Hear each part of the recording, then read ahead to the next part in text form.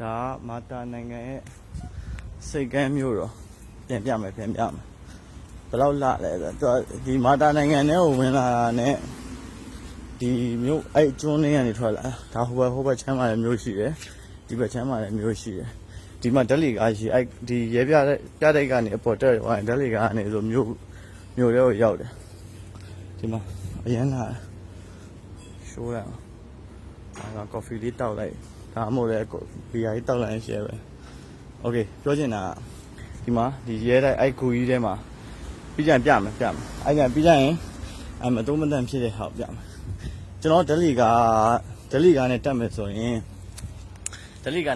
ရင်1 ယူရိုပေးရတယ်1 ယူရိုမပေးချင်လို့လမ်းလျှောက်တာဒီကနေတက်ရင်1 ယူရိုပေးကြမလို့အဲ့ဒီမှာလေကားရှိတယ်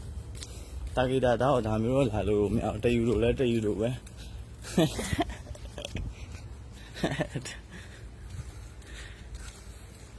1 ယူရိုမပေးချင်လို့ချစ်ချင်တက်မယ်ချစ်ချင်တက်ပြီးတော့ပတ်စံတော့လဲရမှာဒါမှဒါမှလည်းဒီလိုပါရှိရ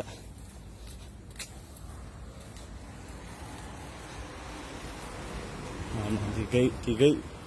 ဒီ Victoria ဂိတ်ကနေပြီးတော့ဟိုကျော်လိုက်ရတယ်ရောက်ပြီးအပေါ်တက်ကမှာသူတို့ကခံတက်ပုံစံမျိုးသူတို့ဒီတနိုင်ငံလုံးကဒီလိုရောင်နေပြီးအုပ်တယ်ဟိုမှာခံတက်ပုံစံမျိုးပြမှာညမှာတက်အောင်နေဖို့ပတ်စံမပေးချင်တော့လမ်းလျှောက်မယ်တဲ့လိုမျိုး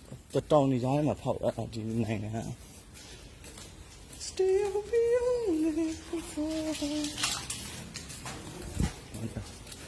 Sorry,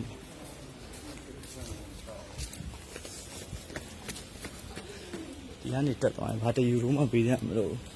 ဟမ်နေထားပဲဟုတ်တယ်မအားလုံးကပတ်စံချစ်တာမှာကြောက်တဲ့လိမ့်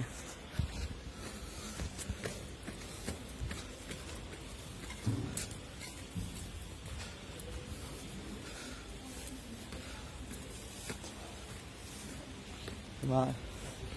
တန်းရရှိတယ်ဒီမှာအရန်လာတယ်ရှူခင်းတွေကြည့်လို့ရတယ်ဟိုကြိုက်သေးဖျားအောင်တောင်တက်လာတဲ့ဥစ္စာ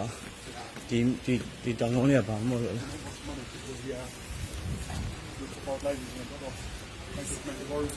အမေဒီမှာပြမှာ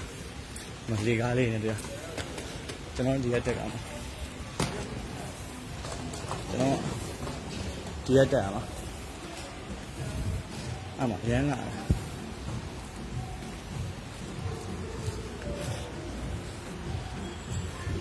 နက်ပြေပဲနော်